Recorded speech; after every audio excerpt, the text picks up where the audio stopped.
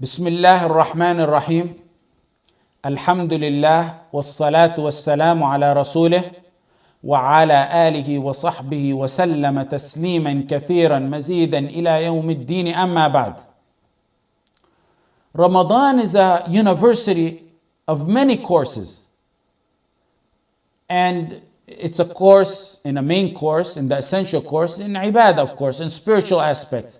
But there's also courses in Ramadan on raising kids, courses on patience, on sharing and feeling part of the ummah, on shame and modesty, on fear of Allah, on tawbah and sincerity. Each one of those is a lesson you can learn something out of it in Ramadan. And each one of those is something worthy of several talks. However, today we're going to take up one of those areas, and that's pride and honor and glory, which in Arabic is called Izzah. Islam is a religion of highness and elevation, a religion of diligence and seriousness and hard work. Ramadan is the month of pride, of honor. Ramadan teaches you this on several levels, in several fronts. A person fasting is in an arena to attain honor on different fronts. How? Because someone's going to say, come on now, what are you talking about? How's Ramadan connected to Izzah? When one leaves food, when one leaves water, when one leaves his desires, and then one leaves that which is prohibited throughout the year, he raises himself over worldly, earthly matters. He elevates himself by leaving the low, despicable matters, or possibly neutral matters. When he does that, he frees himself from habits and traditions and desires. That's Izzah. That's Izzah to himself, over himself. When he becomes victorious over his own nafs, his self-inclination, then he's attained the peak of Izzah, because then nothing can stand in front of him. He attains Izzah and honor on another front when he stays away from controversy, when he stays away from arguing with others, when he stays away from ignorance and anger over others, and harming others. إِذَا كَانَ يَوْمُ صَوْمِ أَحَدِكُمْ فَلَا يَرْفُثْ وَلَا يَصْخُبْ. That gives you honor and izzah in others, in dealing with others. A believer attains izzah in the university of Ramadan with his worship, fasting, with the deeds he does, abandoning that which Allah prohibited. That's the deep secret in attaining izzah to one's internal self. That's boosting the iman. That's getting closer to Ar-Rahman. That's Izzah. Believers attain Izzah in this month when they're encouraged to spend. To spend? What's spending got to do with Izzah now? Your complicated matters. It's got a lot to do with it. It's got a lot to do with spending. When you're spending, it protects the weak, the poor. You save them from asking. You save the elders from poverty. You save the low ones from being desperate. You raise them and elevate them from being low to having izzah. Islam wants you to live in honor and dignity and pride on all fronts. That's why Islam said the hand given is better than the hand receiving. You can go on with many examples on this. Honor and pride and dignity attain you, love and respect. It's only bad when one makes this a goal without keeping the guidance of Allah attached to it. That's when it veers off course. He told Ibn Abbas sallallahu alayhi wasallam, if you ask Allah. If you seek aid, seek it in Allah. Why? That's izzah there. In Sahih al-Bukhari, Zubayr ibn al-Awwam radiyallahu anh said, the Prophet sallallahu alayhi wasallam said, it's better for one to take a rope and go and chop and cut wood than and carry it on his back than to ask others. Do anything, but don't ask others. Izzah. In fact, some people came to the Prophet sallallahu alaihi wasallam to give him a commitment, allegiance, bay'ah. The Prophet sallallahu alaihi wasallam gave him bay'ah on Sahih Muslim, on Islam, on the 5 pillars, then on obedience to him. Then he said, and don't ask anything from people. This is all, what? Don't ask anything. Why? To instill honor and pride and glory in this ummah. Wahab ibn Munabbih said to a man who kept going to the rulers and asking them, woe to you. You keep returning to a man who closes his door in your face.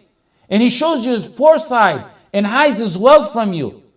You leave the one who opens his door day and night and shows you how rich he is and asks you to ask him? Tawus told Ata, don't ever ask anyone who closes his door before you or has mediators or secretaries. Go to the one whose door is always open until the judgment day, the one who ordered you to ask and promised you to answer. Promised you an answer. Abu Hazim was asked, a scholar of his time, what's your wealth? What do you got? How much money you got? He said, my confidence in Allah is what I got. In despair in all human beings. The Amir of his time wrote him a letter telling him, whatever you need of wealth, write me and I'll send it to you. He said, I've asked the one who gives me, and whatever he gives me, I'm content with. And whatever he deprives me of, I'm pleased with. I'm happy with what Allah gave. I don't need nothing from you. This is the month of Izzah. Let us feel this feeling. Let us seek it where it's at. Let us try to attain it. Let us have that quality in ourselves and revive it in this ummah. Not only is the Izzah on a personal level, but it's on a higher level than that. The ummah has to have a level of Izzah as a whole. Allah honored this ummah. Allah gave ummah this Izzah in this month, in Badr. The battle of Izzah. The month of Ramadan. The month, the greatest conqueror of all conquerors. Inna fatahna laka fathan mubina. Mecca in Ramadan. In the third year of Hijrah, the Muslims fended off an attack by Quraysh when they were going to retaliate because of their defeat in Badr. In Ramadan. In the fifth year of Hijrah, the Prophet ﷺ began to prepare for the Khandaq. In Ramadan. Spain, the defeat of Tatar, and many, many more historic matters that brought Izzah to this ummah. Izzah, honor, and pride is mentioned many times in the Quran. Man kana yuridu al-izzata falillahi al-izzatu jami'an. Umar goes on foot traveling from Medina to Jerusalem. He goes to get the keys of Bayt al-Maqdis. He shares the way with his servant. In Umar's days, it's not a Jew or a Christian who gets oppressed. Not even an animal. We're not going to say a Muslim, not a Jew, not a Christian, not an animal. Umar goes beyond what the 20th century can even imagine. Umar paves the way for sheep so they won't stumble. Umar goes from Medina to Jerusalem. He takes turn riding the camel. His servant takes a turn, Umar takes a turn, and the camel takes a turn.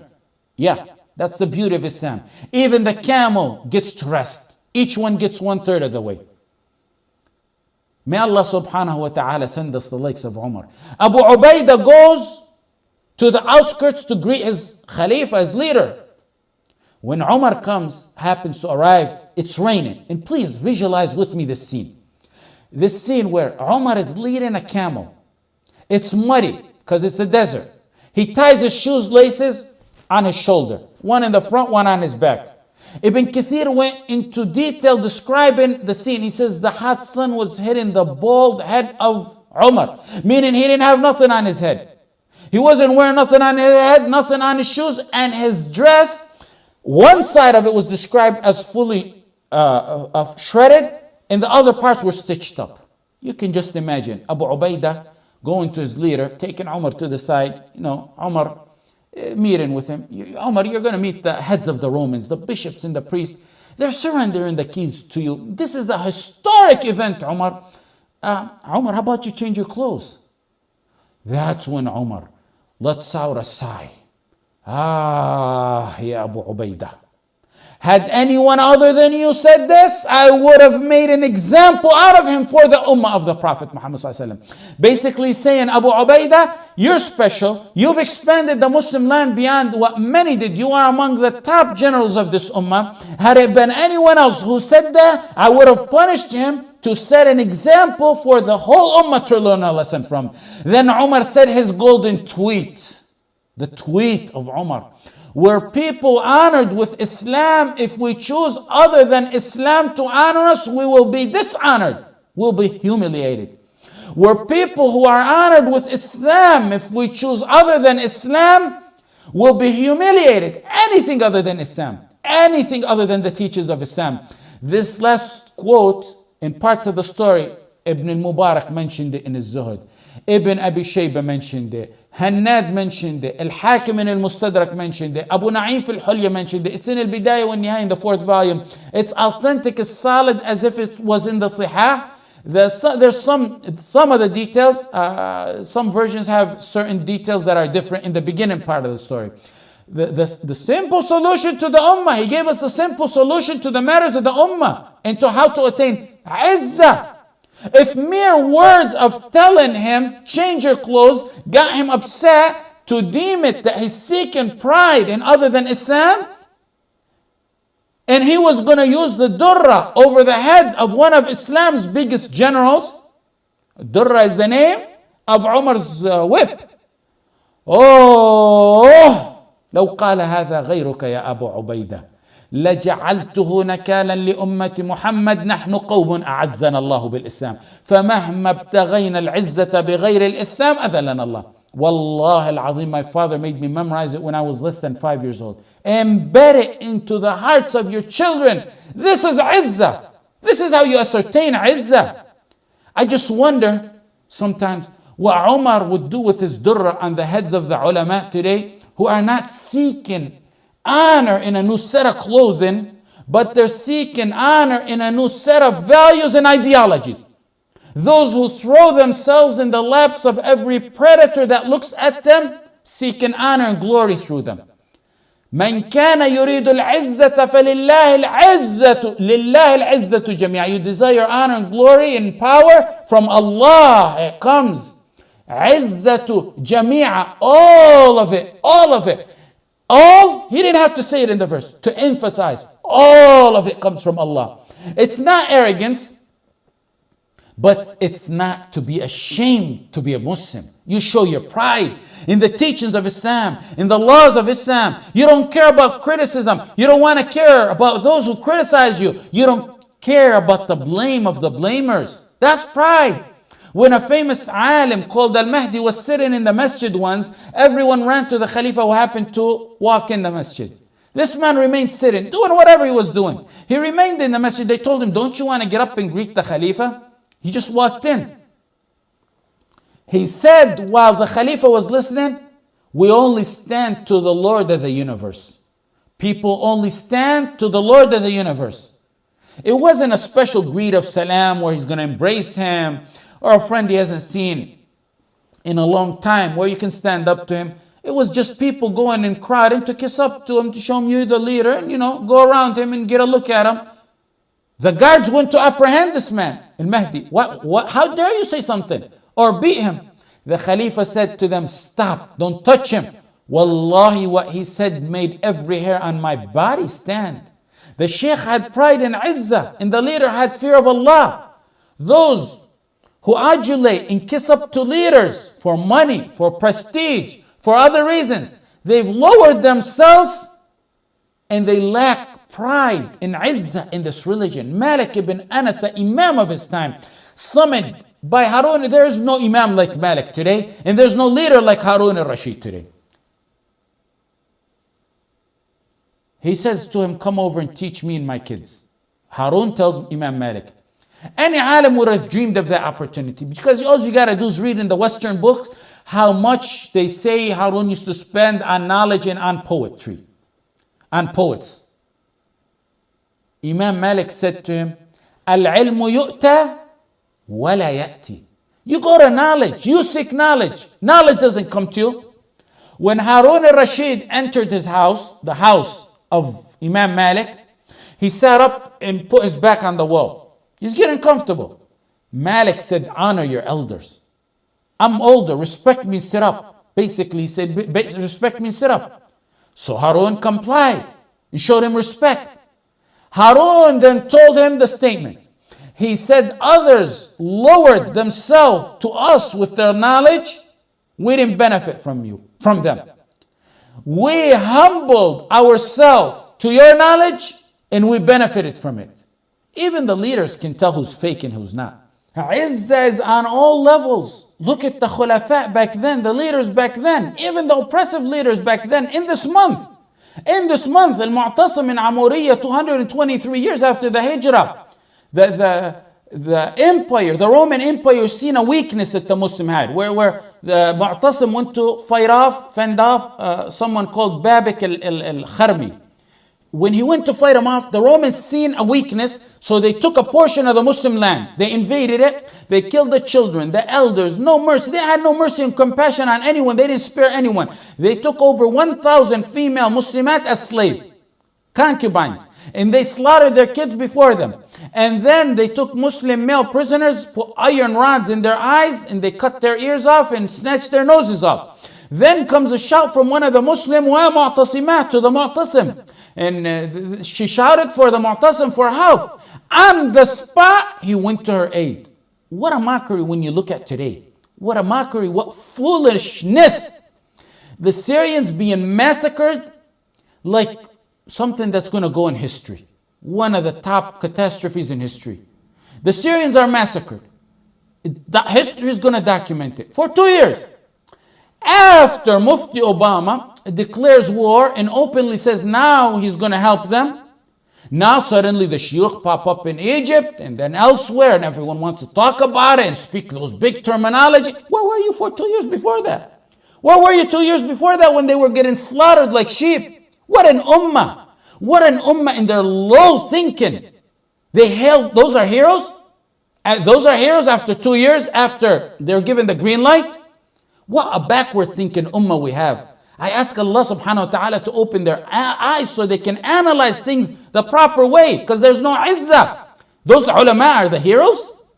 They asked the Syrian man, what do you think about what Mufti Obama is doing, what the shiuch, now they got the green light, now they're speaking, and now they're meeting and declaring and using the big term. He said, we never waited for them. We don't see the effect of that here. And nothing of that is apparent to us here. They're 2 years late on that. When a woman called wa mu'tasimah to that Khalifa, look at those leaders. He didn't sit and think and wait 2 years. History said he jumped off his bed. And he said, everyone prepare. On the spot. History says that. One of the historians said that the woman who shouted wa mu'tasimah was a descendant of Fatima radiyallahu anha, meaning a descendant of the Prophet ﷺ. When she called wa mu'tasimah, she was being tortured. The king of the Romans said, mocking and laughing, you think al-Mu'tasim is going to come here on horses of Dalmatian to rescue you? Horses of Dalmatian were expensive and a special breed of horses, a rare, special breed of horses. He told his soldiers, al-Mu'tasim, go get me every Dalmatian horse you can get. They went and got him more than 4,000 Dalmatian horses. He put them in the front of the army. When he got to near Amuriya, he said, no one touched that woman but me. I'm going to be the one who rescue her. When he got to her and he freed her, he said, اشهدي لي عند جدك أني أتيت لخلاصك وفي مقدمة عسكري 4,000 أبلق. Testify, go tell your grandfather, sallallahu alayhi wasallam, I rescued you with 4,000 Dalmatian horses leading the army. That's the man. He then ordered that the one who slapped her be executed. And then he torched Amuriya on the 223 years after the Hijrah in Ramadan.